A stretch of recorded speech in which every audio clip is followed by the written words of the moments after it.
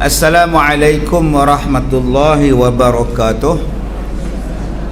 Bismillahirrahmanirrahim. Alhamdulillahi rabbil alamin. Wassalatu wassalam ala rasulillah wa ala alihi wa ashabihi ajma'in. Sedang penonton, mudah-mudahan dirahmati Allah. Kita sambung pengajian kitab kita Tafsir Al-Azhar juzuk yang kelima. Masih lagi membicarakan pada ayat yang ke-26 daripada surah An-Nisa ini, insya-Allah.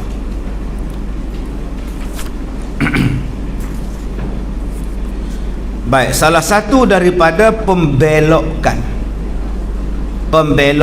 ni maknanya bukan kona. Kita sebut orang membelot, menyimpang, ialah salah satunya dinamai orang dengan nikah mut'ah. Okey, nikah mut'ah. Sebab tu ada satu agama nama dia Syiah. Ya, agama Syiah. Kita nak kata pahaman Syiah, mazhab Syiah. Syiah bukan mazhab. Jadi kita sebut apa? Sebut agama ke apakah? Agama Syiah ke apakah? Okey, ajaran Syiah.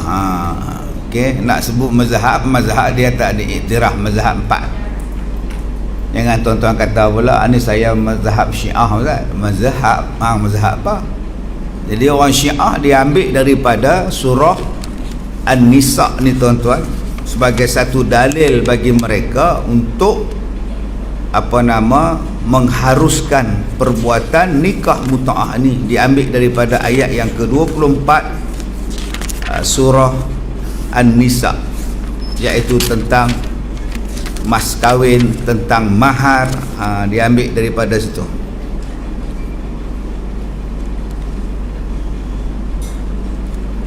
Diambil daripada ayat itu, kemudian dipeganglah mereka bahawa mengatakan bahawa bolehlah melakukan nikah mut'ah tadi. Baik, iaitu mengahwini seorang perempuan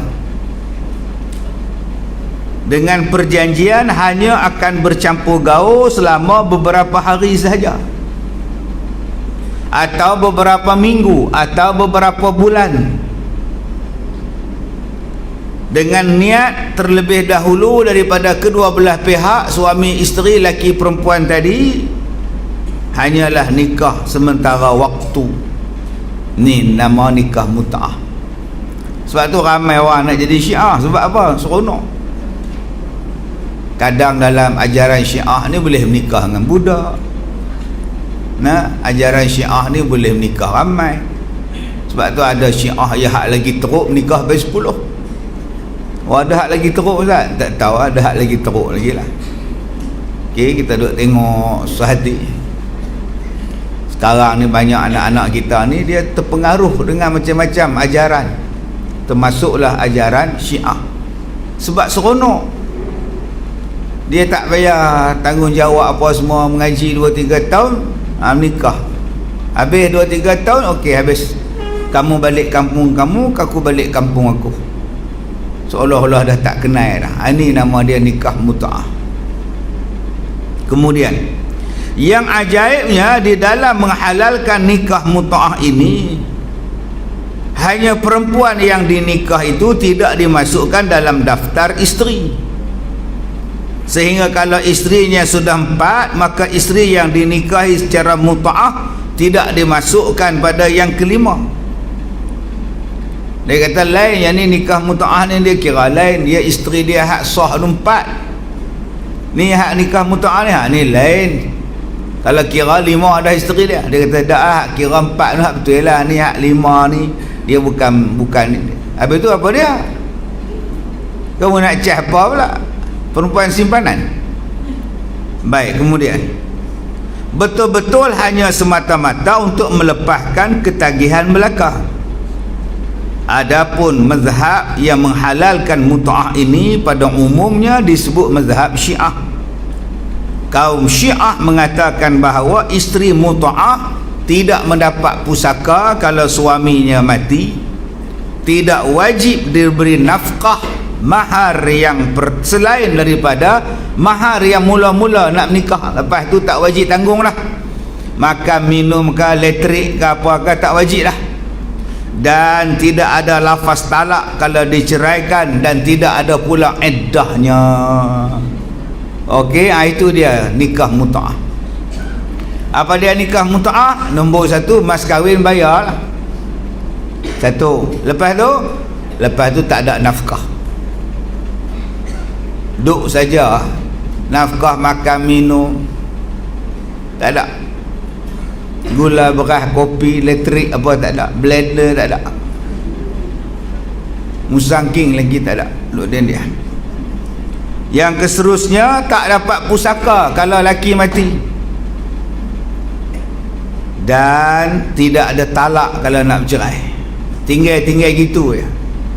Dan perempuan yang kena tinggal tadi tidak ada iddah pula. Nak nikah dengan orang lain, hari ni berpisah, besok nikah dengan orang lain pula, mut'ah dengan kawan tu pula. Jadi apa jadi orang perempuan? Islam tak bagi. Baik, memang menurut riwayat dalam permulaan peperangan Rasulullah sallallahu alaihi wasallam menghalalkan mut'ah. Ada berlaku mut'ah pada peringkat awal. Menurut penyelidikan Ahlus Sunnah, Nabi menghalalkannya pada permulaan peperangan adalah sebagai jalan berangsur. Kita sebut sebagai jalan tadrij, pelan-pelan, berangsur-angsur nak mengharamkan sesuatu benda untuk menghapuskan perzinaan. Dulu, zaman dulu, arak ni bukan kata minum, mandi. Mai satu hukum kata haram, kelang kabut lah, pelan-pelan. Mula-mula jangan kamu ni pakat duk minum. Nak sembahyang jangan duk minum lah. La taqrabus solata wa antum sukara. Teruslah lagi. Sekali tanya pula apa cerita arak ni. Arak ni dia macam ni. Lah sekali innamal khamru lah, haram terus. Dia nama dia tadrij. Serupalah dengan perzinaan. Orang dulu dia suka dia lah. Perempuan ni bukan ada nilai apa. Okey, boleh diwarisi pula perempuan ni. Maka Islam mendatangkan hukum satu. Serupalah dengan penghambaan. Macam-macam kita dah baca dah hukum penghambaan pada kuliah yang lepas. Pendeknya, mengambil perempuan merdeka menjadi isteri selama singgah di suatu tempat, dan kemudian tempat itu ditinggalkan pula, telah terjadi sejak beribu-ribu tahun yang dulu, sebelum Islam datang lagi. Sebelum Nabi itu sampai lagi, orang dah amal lah. Kalau pi perang ke, pi mana-mana ke, duduk setempat, isteri tak bawa, maka dia menikahlah dengan orang perempuan di situ. Habis dia kerja dia apa semua, dia pun balik kampung dia. Ini zaman dulu ni. Kemudian ditinggalkan. Telah terjadi sejak beribu-ribu tahun yang lepas. Maka setelah permulaan terjadinya perang dalam Islam, Nabi belum menegurnya, melainkan diakui sebagai suatu kenyataan. Melainkan bila dah turun satu hukum, maka Nabi akan cakap. Dan daripada pergi merampok isteri orang, lebih baik disalurkan dengan nikah namanya mut'ah, daripada kau rampok bini orang macam cerita 6 Jahanam. Ni tengok cerita 6 Jahanam. Ni rampok harta, dia rampoknya isteri orang. Tu Piramli buat filem 6 Jahanam. Osman Botak lah, Kamal Idris lah, Ahmad Dadida lah, semua jadi 6 Jahanam belakang. Dia rompak, dia rampoknya isteri orang. Terlupa pula nak pasang, nak padam kamera, terus lekat gambar 6 Jahanam. Yang mana faham, tak faham sudah. Dan pula tu ramai depan kamera dalam masa nak rogol orang. Ini cerita ni. Baik, kemudian sehinggalah tidak merosakkan rumah tangga orang lain. Dan jelas siapa perempuan yang diperisteri sementara itu, yang kelak jika dia ada anak, sahlah menjadi anak daripada laki-laki yang menyetubuhinya. Tetapi kemudian cara yang seperti ini ditutup mati dan diharamkan. Selepas peperangan Khaybar, nikah muta'ah tak ada, diharamkan terus, dipeteri mati. Maka jangan duk buka balik, duk buat balik nikah muta'ah. Tak ada lah, Nabi dah tutup habis. Ini dia kebaikan Islam, apa ajaran yang dibawa oleh Nabi SAW. Kalau tak ada lagi ajaran ni tuan-tuan, tak tahulah, dengan Kak Som pun muta'ah Kak Som. Dia kira apa? Ni jaga-jaga orang perempuan ni peduli apa? Main orang gila, orang mabuk. Orang mabuk dia kan nampak apa lah, lembu pun dia rogot. Tapi Allah mengharamkan arak supaya akal itu terjaga. Allah mengharamkan zina supaya keturunan jadi elok. Allah mengharamkan kepada kita nikah yang jadi orang keliru, yang orang tak bertanggungjawab, nama dia mut'ah, diharamkan. Sampai bila? Sampai bila-bila. Habis tu kenapa ada orang buat nikah mut'ah, Ustaz? Sebab dia bukan ikut Islam. Tak tahu dia ikut tok guru dia ke, ajaran dia ke. Kalau ikut ajaran Islam tak ada lah, habis lah.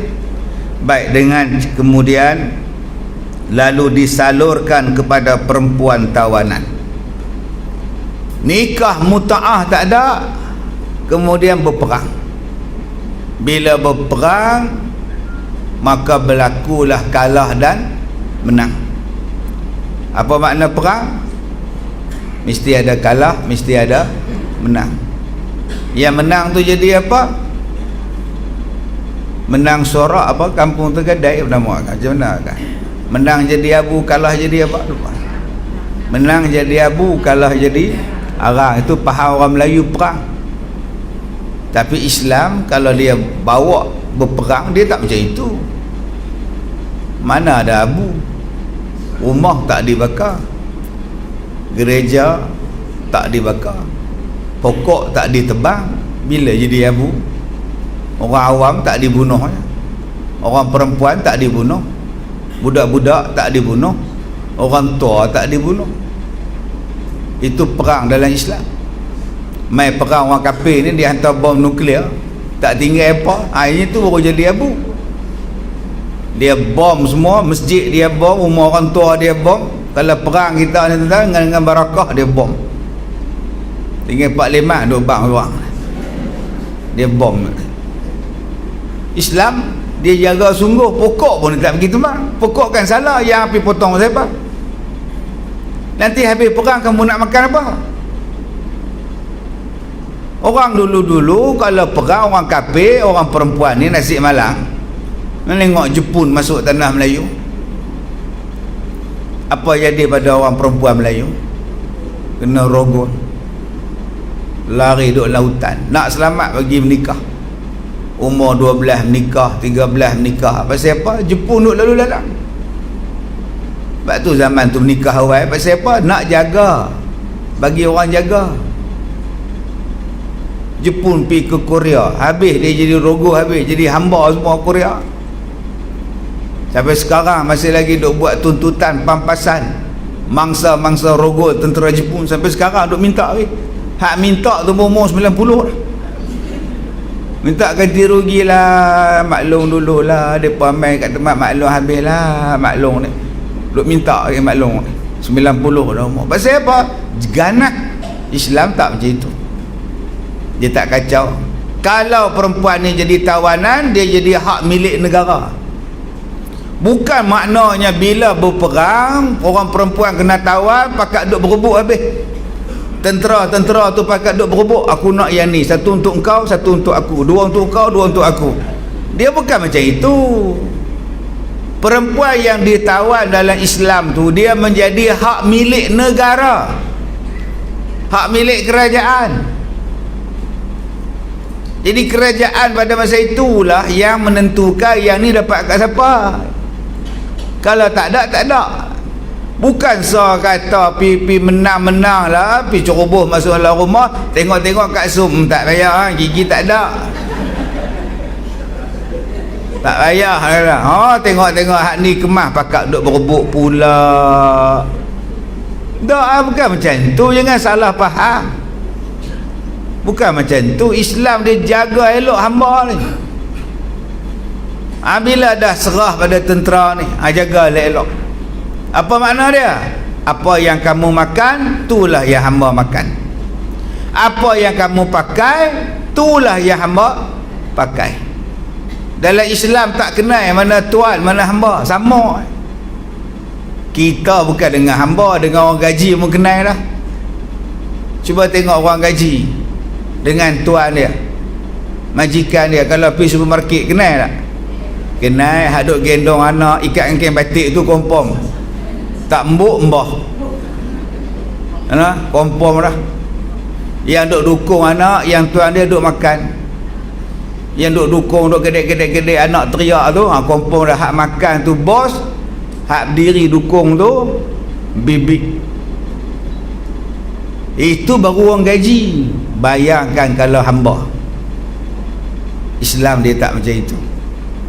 Kemudian kalau jadi hamba, Allah halalkan. Jadi hak kamu. Bolehlah duk sekali. Tapi orang lain tak boleh campur. Hamba tu adalah hak ayah dia. Anak tak boleh tumpang tuai pula. Ayah, malam ni saya nak pakai, ambil Lusa anak sulung pula, ayah, malam ni esok saya nak pakai, ambil kat hang. Dia tak macam itu. Hak bapak saya milik dia. Dia tak boleh. Kalau dia bagi menikah dengan orang lain, dia tak boleh usik dah. Dah jadi isteri kawan tu. Katalah dia dapat anak daripada hamba tu, anak tu anak dia, sah lah. Dan perempuan hamba tadi naik pangkat jadi apa? Ummul walad. Naik pangkat lah. Nak lagi mulia, kamu merdekakan dia, kamu nikah dengan dia. Yang tu yang Islam aja. Lagi perempuan tu jadi merdeka. Lama-lama tuan-tuan tak ada siapa dah buat perhambaan. Sebab Islam menghapuskan perhambaan dengan begitu cantik sekali. Jadi kalau orang kata bahawa dalam Islam ni berlakunya hamba, boleh bersetubuh dengan hamba lah apa, orang macam ni dia tak mengaji. Dia duk gaji hak Islam tak habis, tapi dia tak gaji hak agama lain. Langsung tak hormat dan tak jaga orang perempuan. Sebab tu dia ada di dalam agama lain, bangsa lain, nama dia haram. H-A-R-E-M. Ya, haram. Bukan haram je dah, lain tuan-tuan. Haram ni adalah satu rumah yang dia letak segala perempuan dia. 100 ke, 200 ke, 50 ke. Perempuan tu macam perempuan simpanan dia, gundik dia. Ada yang sampai 1000 orang. Yang tu dia pun tak kutuk pula. Maharaja apa dulu, 1000 orang. Kalau sehari seorang, 3 tahun baru habis. Habis 3 tahun tu masuk workshop. Kenapa ni? Uncle, kenapa? Sudah talak-larat lah. Tahu tak pak? 1000 orang hang balun musibah. Tapi tak ada siapa pun kutuk maharaja tu. Pasal apa? Pasal dia tak Islam. Tapi pasal apa yang dikutuk hak Islam ni? Pasal anti-Islam, tak mau kaji tentang Islam, tak mau kaji tentang tadrij. Dia kerja dia ialah nak mengutuk. Dan lebih malang lagi, yang nak mengutuk tu ialah orang Islam sendiri. Suruh mengaji tak mau, suruh belajar tak mau. Baik, kemudian lalu, iaitu sebab laki-laki di negeri itu telah habis mati, perempuannya menjadi tawanan belaka, tidak pula sanggup menebus diri. Sebab tu sebelum perempuan tu jadi hamba, ada syarat. Katalah berlaku perang, orang Islam menang, Bila dia menang, maka dia ambil lah rampasan perang lah, ghanimah lah, serah pada pemerintah, maka akan dibahagi-bahagikan. Termasuklah perempuan-perempuan tadi. Perempuan yang kalah perang tadi kumpul setempat. Laki mana? Laki mati dah. Suami mana? Suami apa tak ada, tak nak menikah, duduk diam-diam. Sekarang korang ni dah jadi tawanan perang. Nombor satu, boleh tak engkau orang tebus untuk kamu keluar daripada penghambaan. Dia bukan terus jadi hamba terus. Nak tebus dengan apa? Dia bagi dulu peluang. Kalau kamu boleh yang ni, kamu dibebaskan. Nombor dua, galang ganti. Buat sistem pertukaran. Kamu ambil yang ni, bebaskan yang ni. Kamu dapat yang ni, bebaskan yang ni. Ini nama dia pertukaran. Sebab tu kalau kita tengok di dalam sejarah peperangan, Rasulullah mengajar macam mana nak membebaskan tawanan. Siapa sini yang pandai? Pakat angkat tangan semua. Yang pandai-pandai ni tolong ajar orang Islam sampai pandai. Lepas dia buat pandai, kamu merdeka. Dia bukan terus jadi hamba terus. Dia bukan jadi hamba. Apa yang kamu ada? Nabi kata hak mana pandai ni, membaca, menulis apa semua, pi ajar orang Islam hak tak erti ni. Sampai orang Islam ni jadi pandai, lepas tu korang merdeka. Ada pula sistem pertukaran. Kita kata tadi, galang ganti dia, sistem pertukaran. Orang yang kalah kata, kami ada tawanan kami. Kalau kamu nak dapat tawanan ni, bebaskan dia orang. Maka berlakulah pertukaran.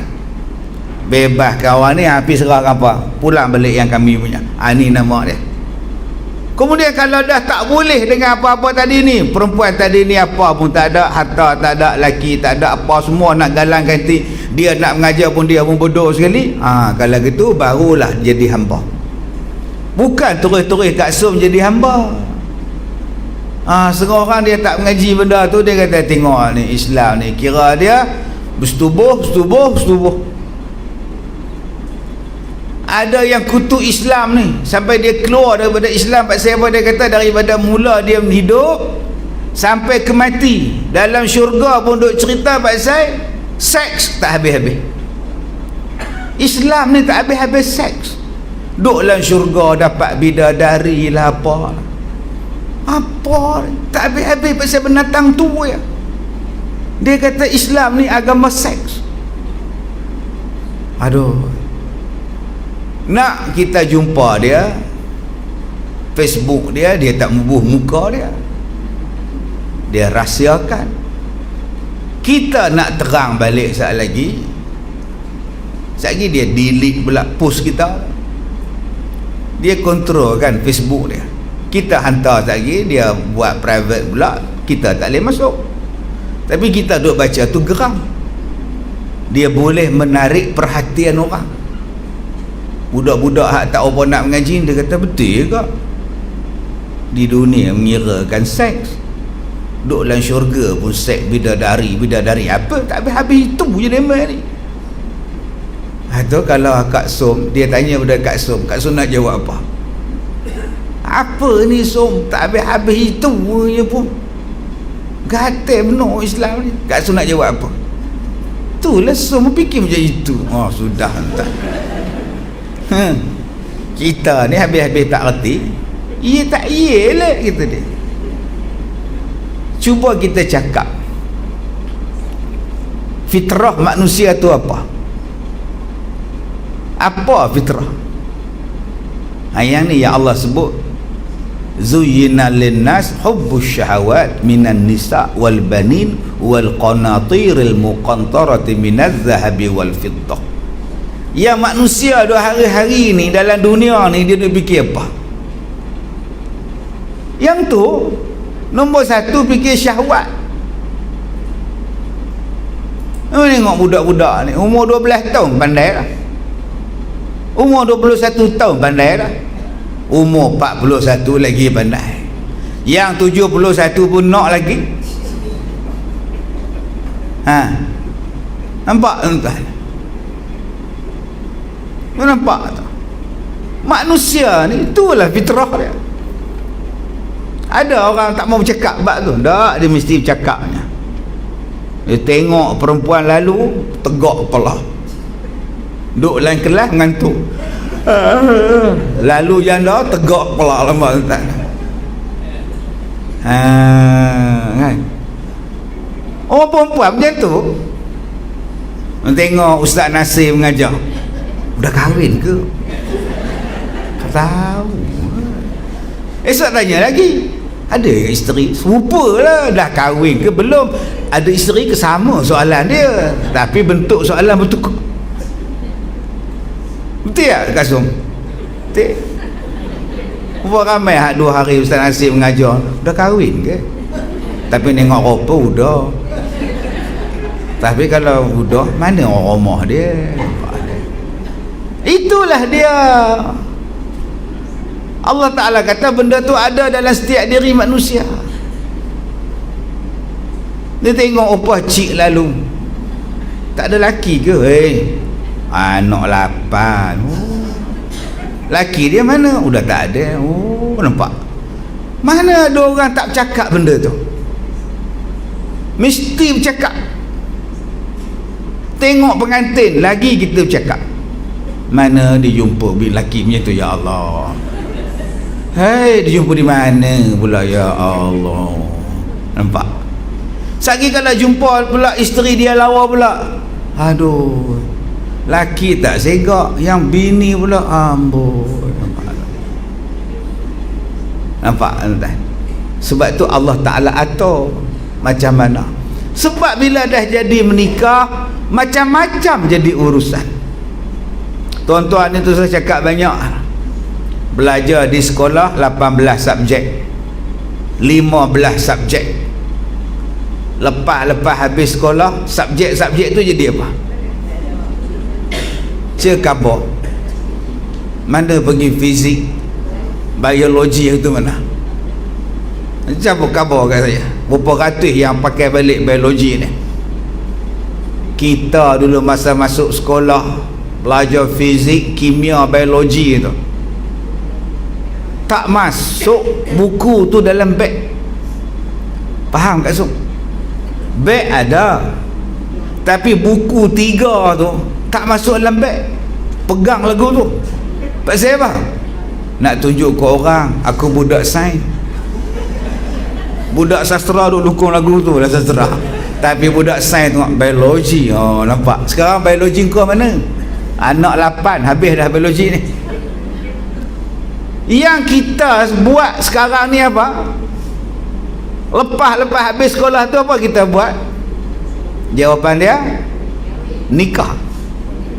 Bila menikah mula bercakap, haid lagu mana, istihadah lagu mana, fasad lagu mana, bersalin lagu mana, wiladah macam mana. Saat lagi mari pula anak macam mana, akikah macam mana, nak bubuh anak nama apa, nak timbang rambut anak macam mana, nak didik anak macam mana, nak menyusu macam mana, tengah-tengah menyusu mengandung pula nak buat lagu mana. Nak cerita bab tu sampai bila nak habis bab ni? Sampai sekarang tak habis. Walaupun kita dah jadi janda lama, tapi anak pula main masalah pada kita. Mak oi abang biding kata nak menikah lain. Aku dah kata hang degil. Aku suruh ambil pamat tempeh kata tua. Hang nak ambil orang muda juga. Alah rasa. Maknanya cerita bab nikah, kahwin, cerai, rujuk ni sampai bila nak habis? Sebab tu Islam cerita supaya hidup kita teratur. Yang kamu nak anti tu pasal apa? Yang kedua yang jadi cita-cita yang tu lah, syahwat, kemudian anak, sampailah habis ayat tu. Maka Allah Ta'ala aturkan naluri ni. Okey, sekarang ni benda-benda macam tu ada yang dapat, ada yang tak dapat. Dalam dunia ni ada tak yang tak dapat suami? Ada. Nama dia Mak Darah. Ketua darah, tak menikah. Mak Truna sampai sekarang tak menikah. Bukan tak cari tak jumpa. Ada orang dari Pulau Pinang, dia kata, Ustaz, bagilah jodoh kat saya seorang kalau ada. Saya kata, ada, stok sini ramai. Ada satu Pak Ji ni umur 84 tengah duduk mencari ni, nganga dia tuan 84, tak ada jodoh, nak kata apa? Tak apa, nanti aku bagi jodoh dalam syurga. Berapa ramai yang ada jodoh tapi tak berkenan. Ni bukan pilihan saya, Ustaz. Habis tu pilihan mak pak kahwin juga. Habis tu ikut cakap mak. Oh. Lepas tu mak pilih yang tu, saya ambil lah. Itu pilihan kamu siapa? Mak. Tu mak nikah tak? Nikah dengan siapa? Dengan mak saya. Haram jadah ni. Dia kata kat mak dia haram jadah entah. Berapa ramai yang tak dapat jodoh yang kita nak ni. Cuba angkat tangan dalam kelas ni. Bersepah. Tak apa, dalam syurga tak dapat. Itu yang Allah atur. Bukannya kata tu bukan setakat nikah cerai dalam syurga tu. Nikmat pun ada. Apa yang kita duk dapat nikmat dalam dunia ni? 24 jam duk cerita pasal pinggan, mangkuk, gelas, periuk, kuali, sudip. Itulah kerja kita. Biar betul, Ustaz. Pagi-pagi buat apa? Minum air dalam gelas. Lepas tu buat apa? Basuh gelas. Saat lagi bancuh kopi lagi minum. Saat lagi buat apa? Bagi basuh gelas balik. Agak-agak sehari berapa kali tuan-tuan basuh gelas? Tak tahu nak kira, tuan. Gelas pecah teriak lah. Tampar cucu tu. Mak belikan mai geruk.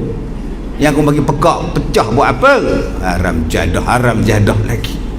Paksa gelas pun. Tak percaya tuan-tuan tengok, kalau kita bagi pinggan dekat orang sebelah, minta balik tak? Tapawai bagi kat orang sebelah, minta balik tak? Oh, minta. Ni bekas hari tu ada tak? Kita minta balik tapawai tu. Pi rumah dia, tengok tapawai tu dia buat bekas kucing makan. Astagfirullahaladzim. Tapawai tu ngah, oi. Maka kata Allah, aku ganti pinggan mangkuk tu dalam syurga. Waqak sandihaqa. Ada. Apa yang kita duk fikir lagi dalam dunia ni? Mentah ke darah. Ni 9.30 ni. Tak habis lagi lah. Lepak ni, nampak. Tu yang duk makan dalam kelas, sekbek pakai topeng muka. Ustaz kan nampak ngap nampak. Dulu sungguh lah megah sungguh pakai topeng. 24 jam pasal apa? Lepas habis kelas nak pergi mana Abang Mai? Pergi kedai beli bungkus lauk. Secam semua dia pelajar barakah bungkus lauk tu. Baju putih kain hitam, baju putih kain hitam. Berapa ramai yang tak ada makan, yang tak kenyang-kenyang, yang tak sedap makan, yang tak ada selera makan. Tak apa, dalam syurga so nikmat macam-macam makanan. Jadi janganlah kamu cakap dalam syurga tu bidadari je. Dia ada macam-macam nikmat yang tak dapat dibayang. Tapi orang Islam, orang yang duk kutuk Islam, yang duk kutuk, dia duk kata Islam ni hanya cerita bab seks saja. Sedangkan Islam ni dia cerita apa naluri kehidupan, daripada zahir dan batin. Padahal kalau kira agama lain lagi teruk. Dia bukan ada undang-undang macam kita.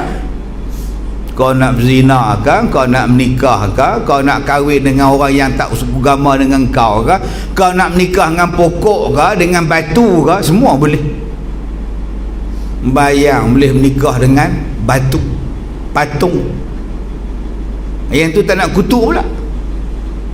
Ini nama dia orang yang anti kepada Islam. Baik. Kemudian menjadilah mereka itu hak kepunyaan penguasanya, iaitu menjadi budak.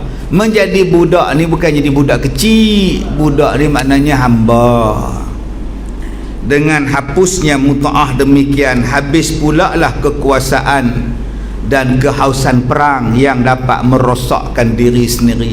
Akhirnya tak ada lagi mut'ah Islam haramkan.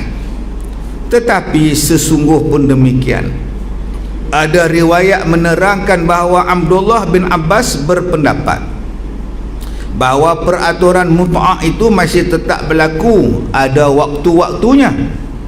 Menurut riwayat daripada salah seorang maulanya, bekas hambanya, lalu dimerdekakan dan menjadi muridnya, mut'ah dibolehkan oleh Abdullah bin Abbas waktu saat yang sangat terpaksa, sebagaimana bolehnya makan daging babi jika makanan lain tidak ada lagi. Dan Ibnu Abbas pun menetapkan bahawa jika lahir anak daripada perkahwinan mut'ah itu, namun anak tersebut tetap anak daripada si lelaki dan tetap mendapat bahagian waris. Itu pendapat dia jika dah darurah. Itu pendapat dia. Hak jumhur kata tak ada. Okey, kita ni pegang pada jumhur. Jumhur kata tak ada. Kalau kita nak baca pendapat, kita meraihkan pendapat. Macam kita buat korban. Kita buat korban, ada pendapat kata korban tu, unta tu misalnya boleh kongsi 10 orang, 10 bahagian. Ada pendapat kata macam tu. Tapi kita ni jumhur kata 7 misalnya, lembu tu 7. Ada setengah kata 10. Kalau kita nak pegang hak gharib macam tu tuan-tuan, ganjil macam tu, jadi kecoh lah kita. Kita ambil yang banyak, yang muktamad jumhur kata 7. Ya, terima kasih kepada Yayasan Budi Ihsan Malaysia yang membawakan rancangan kita ataupun program kita pada pagi ni. InsyaAllah tuan-tuan, seperti biasa, kalau tuan-tuan ingin berkorban, menyertai korban pada tahun ini, tuan-tuan boleh menyertai korban anjuran Yayasan Budi Ihsan Malaysia untuk kembara asnaf 1001 asnaf. Dan di antara negara yang terpilih untuk buat korban pada kali ini ialah di Chad, di Afrika. Tahun lepas mereka buat di Nigeria, beribu-ribu ekor dihantarnya. Ya, tuan-tuan boleh tengok macam mana seronoknya orang-orang yang susah yang dapat makan ni, selain daripada di dalam negara kita sendiri yang turut mendapat pembahagian daging korban, asnaf, zakat dan sebagainya. Jadi tuan-tuan yang nak menyertai korban pada tahun ini, unta pun boleh, unta 500 lebih, kambing tuan-tuan 500 lebih, lembu masuklah kepada Yayasan Budi Ihsan Malaysia, insya-Allah. Baik, kita sambung sikit lagi. Menurut riwayat lain, Ali bin Abi Talib pernah meminta pertanggungjawaban Abdullah bin Abbas akan pahamannya itu. Setelah bertukar fikiran, Abdullah bin Abbas rujuk kembali daripada pendapatnya itu. Jadi bila duk muzakarah dengan Ali bin Abi Talib, Abdullah bin Abbas pun balik daripada pendapat dia. Dia ambil pendapat yang asal balik, mut'ah telah pun diharamkan. Ini nama dia muzakarah, bincang balik ulama-ulama, sama-sama ulama. Sekarang ni tak ada muzakarah apa lah tuan, dia pakai sebelah pihak aja. Hak sebelah sana dia tak mau, hampa setuju, hampa tak setuju, hampa duduk diam-diam. Kami kena ikut, kami ni lain daripada hampa. Cakap lebih-lebih payahlah. Semalam wartawan tu orang hantar mesej telefon saya, ustaz komen sikit ustaz, komen sikit ustaz. Komen apa? Ni kalimah Allah, no komen. Tak mau, no. Tak mau. Saya bukan ahli, saya tak mau komen apa. Mulut saya dikunci sebab saya bukan ahli. Saya bukannya duduk pada tempat dia, duduk diam-diam. Kenapa ustaz cakap macam tu? Tak mau cakap, no comment. Cuma saya nak tunggu orang yang hantar surat pada saya tu, dia komen apa pula. Tunggu dia komen. Habis tanya dia. Saya tak mau komen. Bagi saya tuan-tuan, golongan-golongan ni menganggap penceramah bebas ni tak ada nilai, tak terpakai. ilmu tak ada, tak guna sesin, pendapat terus ditolak. Sebab tu saya tak mau campur. Apa menatang pun apa nak buat, aku suka hampa. Sebab tu tuan-tuan tengok dalam 2-3 minggu ni mana ada saya ulas apa. Saya baca kitab jadi baik 2-3 minggu ni. Pasal apa? Pasal dapat surat cinta. Dapat surat cinta. Kan? Jadi tak apa. Saya tak mau komen apa. Nanti kalau Allah tanya pasal apa hang diam, saya tunjuk. Depa tu duk hantar kat saya tunjuk. Kalau saya cakap, depa nak ambil tindakan, hang tu tunjuk. Bukannya susah kan. Jadi tanyalah pada orang yang ahli, tanyalah pada orang yang berautoriti. Depa lebih alim, depa lebih bijak. Kita tunggulah apa komen depa tentang keputusan tu. Saya no comment. Takkan ustaz tak boleh bagi komen langsung? No comment. Saya bodoh, tak ada nilai. Penceramah bebas ni tak ada nilai. Tu je. Tapi kalau kita mencari penilaian pada Allah Ta'ala, insya-Allah Allah nilai. Tapi bagi saya tak mau ulas apa-apa pun, saya tak mau ulas. Apa yang berlaku pun saya akan diam. Saya cerita bab dalam kitab. Apa kitab kata kita baca. Nak ulas isu semasa ke, current issue ke, sama tak? Current dengan semasa sama. Saya tak mau. Okey. Bukan saya kecil hati, bukan saya takut, saya tak mau. Dan sekurang-kurangnya saya bersyukur. Mudah-mudahan Allah tak soal saya. Dan saya mempunyai reason yang sangat kuat kenapa saya tak tegur, sebab saya dilarang menegur. Jadi selamatlah saya, alhamdulillah. Jadi bertanggungjawablah orang yang larang saya tau. Jadi itu untungnya. Saya duk tunggu yang ni. Hang kunci mulut aku, hang rantai tangan aku, lagi aku syukur. Sekurang-kurangnya aku tak ada soal lah. Lepas dah tanggungjawab aku. Tanggungjawab hang lah pula jawab. Dulu ada juga suara saya lantang kat saya cakap. Belah ni dengan saya diam lah. Bukan saya kata takut, tapi saya hormat. Dah hang buat macam tu, saya hormat. Hang sendiri jawab. Aku kerja makcik-makcik sudah ngajar kat Song apa cik, kat Timah teksi. Dah lah ya, orang tua-tua lagi bagus. Kita tengah duk cucuk hidung, dia duk telefon kita. Kongkreng. Sagi hantar mesej pula. Tadi telefon Datuk tak angkat pun. Saya pun call balik. Ya Pak Haikal, tak ada apa, saja nak nyembang aku. Aduh, baik saya layan kat Som Tepin lagi senang tuan-tuan. Dia bukannya apa, dia nak nyembang aja. Tak ada apa saja nak nyembang dengan Datuk. Malah lama tak nyembang, baru minggu lepas kau. Baik, ini lebih menghiburkan hati saya. Tengok Kak Som duk tolak troli tu lagi saya seronok dah. Walaupun dalam hati ni merekam nak cakap, tapi saya tahan. Sekurang-kurangnya lepas tanggungjawab saya dah, syukur pada Allah Ta'ala. Baik, kemudian setelah diselidiki lagi, sebagai tersebut dalam kitab Sahih Muslim yang tu minggu depan. Tuan-tuan, mana replika tak ada? Baik, kita tengok Bahrul Madhi.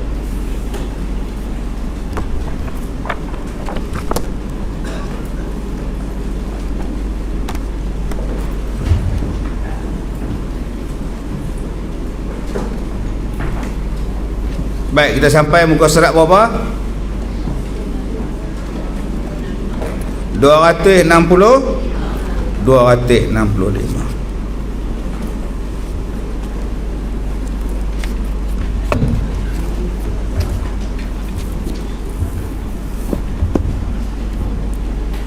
Bab ma jaa fil hathi 'ala al-wasiyah. Bab yang datang ia pada menyatakan, menggalakkan untuk berbuat wasiat. Memecutkan tu maknanya menggalakkan. Okey, bukan pecut tu maksud dia laju, deras. Dah Maksud dia ialah menggalakkan, menyuruh kita ni berbuat wasiat. Baik.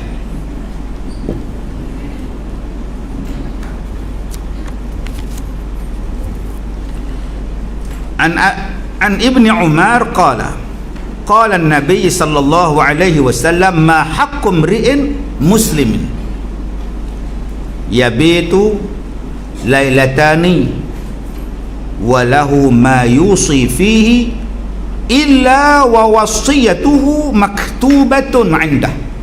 Hadis yang kita baca ni hadis hasan, lagi sahih, daripada Abdullah bin Umar.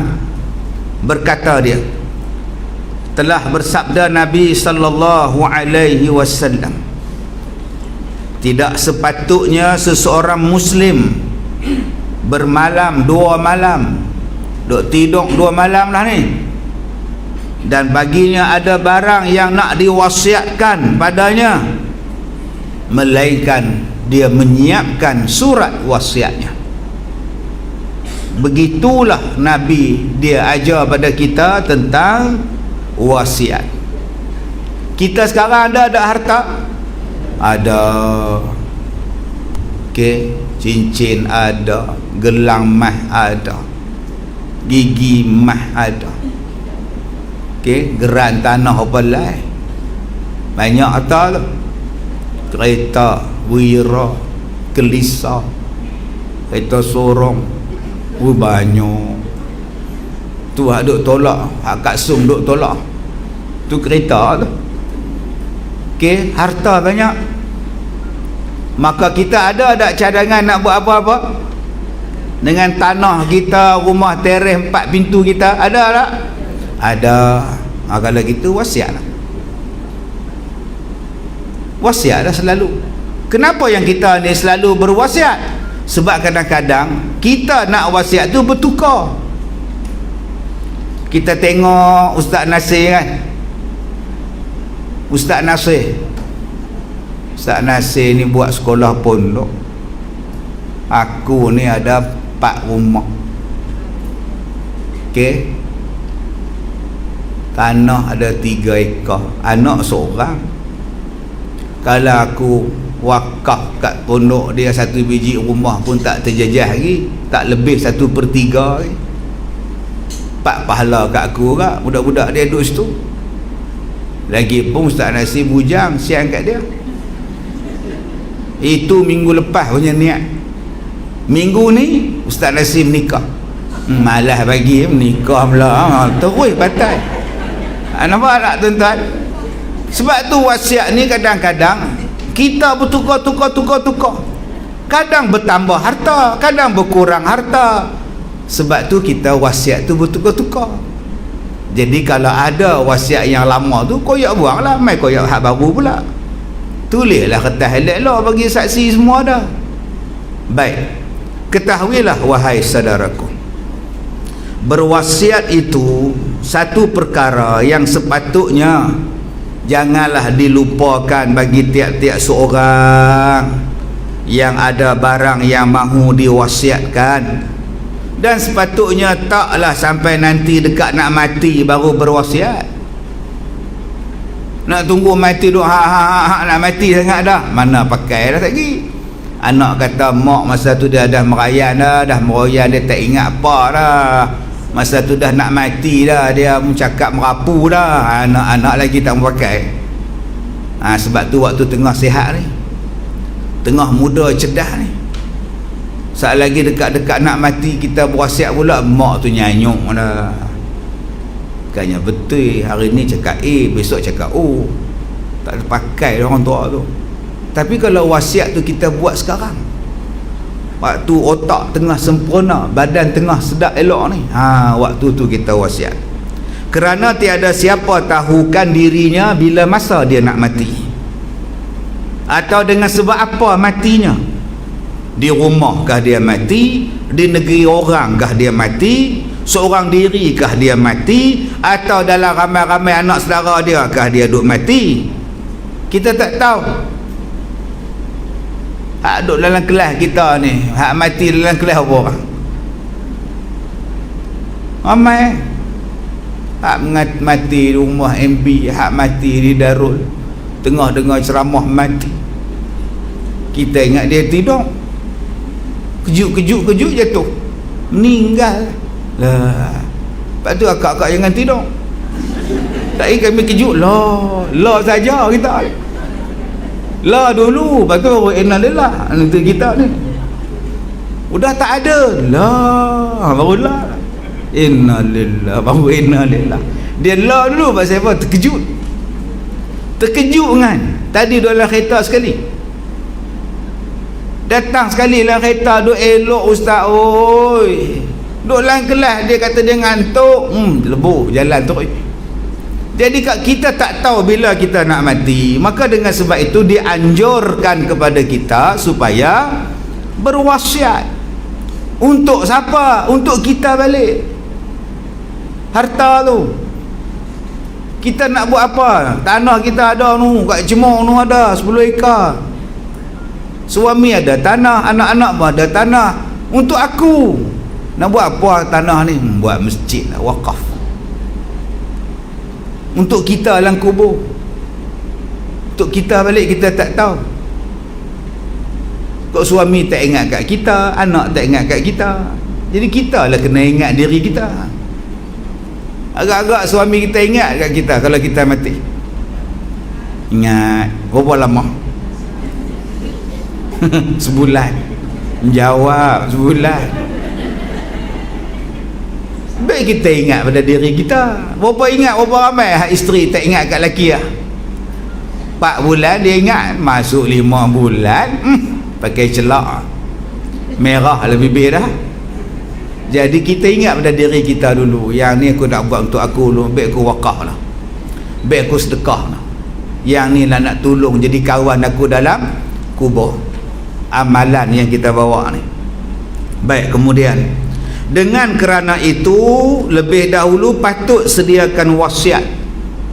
Tulis pada satu surat, hadirkan tangan sendiri, tanda tangan, dan datangkan 2 saksi yang adil. Jangan tulis seorang-seorang pula. Seorang-seorang ni siapa boleh tulis? Yelah, siapa boleh tulis ustaz? Tulisan dia tak sama. Sekarang orang tak tulis dah, orang menaik ni tulisan semua sama belakang. Sebab tu syarak dia kata dia nak 2 saksi yang adil. Kalau kita tulis seorang-seorang, cara tanda tangan kita orang boleh curi, cara tulisan kita orang boleh tiru. Tambah sekarang ni pula bersurat apa semua ni tak lagi tulis tangan, semua pakai type komputer apa semua, tulisan lagi serupa sebiji. Bermula dalil yang menunjukkan atas suruh berwasiat itu ialah sebagaimana hadis yang dikeluarkan oleh Abu Isa At-Tirmizi. Diriwayatkan daripada seorang sahabat bagi Nabi sallallahu alaihi wasallam, namanya Sayyidina Abdullah bin Umar Al-Khattab radhiyallahu anhuma, katanya telah bersabda Nabi sallallahu alaihi wasallam, tidak sepatutnya bagi seorang Islam mempermalamkan 2 malam pada halnya ada baginya barang yang mau diwasiatkan, melainkan wasiat itu tertulis di sisinya. Malam ni boleh lagi, dah semalam dah tidur, malam besok lagi ada 2 malam lah, masuk hak ketiga tu tulislah wasiat. Okey, duit saham kita nak buat apa? Hak pusaka tu pusaka lah, tapi beberapa bahagian tu yang tak dipusakakan boleh tak difaraidkan? Kalau bahagian apa, boleh tak diwasiatkan? Boleh, jangan lebih pada hak yang tu yang kita bagi. Jangan bagi perhabis pula, kesian kat anak-anak kita, tak sah pula pun. Ataupun janganlah diwasiatkan pada orang yang memang dapat pusaka.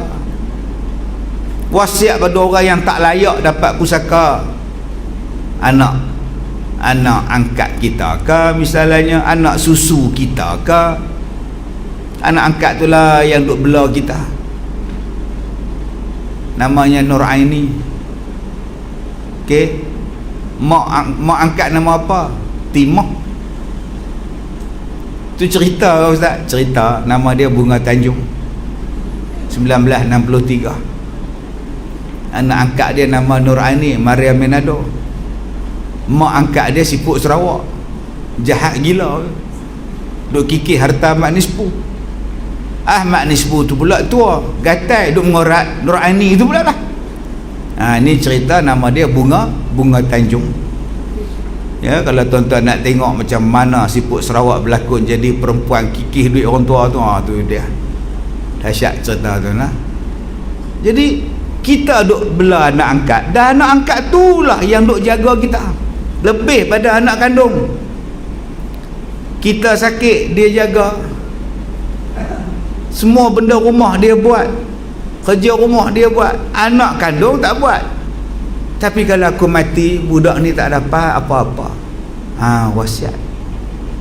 Ataupun dia bagi siap-siap tengah hidup ni, kalau tak mau nak bagi siap-siap, dia wasiat misalnya. Baik, kemudian wasiat itu sunat atau wajib? Kata Imam Nawawi dalam kitab Syarah Muslim, dalam masalah 277 menunjukkan atas galakkan berwasiat, yakni bersedia wasiat sebelum tibanya mati.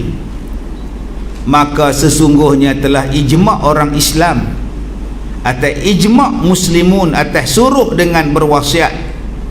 Tetapi bagi mazhab kita Syafi'i dan mazhab jumhur mengatakan sunat dan tiadalah wajib. Bagi mazhab kita, hukum berwasiat itu ialah sunat dan bukan berwajib. Dan apabila dah ada wasiat dan dah cukup syarat-syarat wasiatnya, maka wajib pula menunaikannya. Dia tunggu situ pula, tak boleh nak ubah wasiat tu pula. Baik, tandakan di situ. Ada Haji Ridwan, Haji Ustaz Azhar.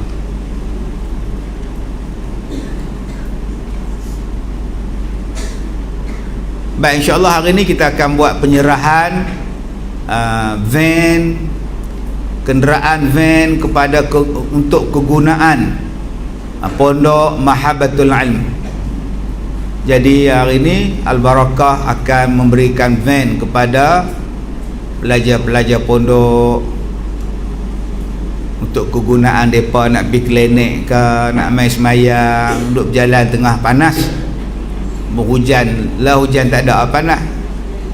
Jadi lepas ni mudah-mudahan adanya van ini memudahkan urusan pergerakan mereka. Dan kita juga hari ni memberikan kepada mereka sumbangan setengah van barang makan. Jadi harap tambah gemuk dan sihat lah, insya-Allah. Jadi saya harap pada Ustaz Nasir, jagalah van ni elok-elok. Van ni cantik, lawa. Sama lah Ustaz, cantik lawa. Ya, kemas. Ya, seat dia pun kemas, aircon pun sejuk. Tayar Michelin lagi Ustaz. Mecele Guzara Asma. Jadi saya jemput pada Haji Ridwan ke hadapan Tuan Haji Bakar mana? Tuan Haji Bakar, Tuan Haji Bakar semua. Dan kita jemput juga pada Puan Jasmine Haja Rosna dalam majlis penyampaian replika kunci. Maknanya mereka hanya dapat replika, ya. Van tak tahu bila dapat. Jadi van ada kat luar, barang-barang sumbangan pun ada di luar. Jadi minta kepada Ustaz Azhar bin Abdul Latif naik ke atas pentas, diiringi oleh ahli-ahli jawatan kuasa yang lain, Tuan Haji Abu Bakar Zibri, Tuan Haji Ridwan Yahya, Rosna Cik Din, Jasmine Mastan. Okey.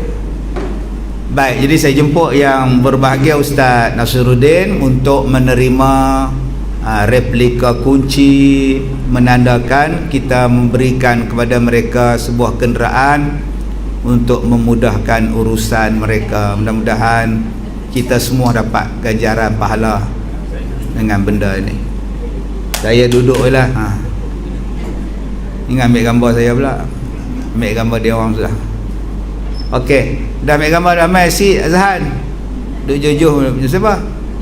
Main dekat sikit. Yang ni Ustaz Azhan. Ni pun tak nikah lagi. Baik, jadi ini Raihana depan ni pun tak nikah lagi. Saya masih mencari, insya-Allah. Kak Ros pun tak menikah lagi. Tapi dia tak mencari dah, dia tertutup pintu hati. Baik, jadi sekadar itu sahaja kelas kita sambung lagi selepas ini dengan Ustaz Syahrul. Dan kita jemput pada Ustaz Nasruddin dan pelajar-pelajarnya sila ke van untuk mengambil keperluan harian mereka, dan kita nak serahkan van pada mereka di luar kelas. Baik, cukup sekadar itu. Saya minta maaf jika terkasar bahasa. Wabillahi taufiq wal hidayah. Assalamualaikum warahmatullahi wabarakatuh.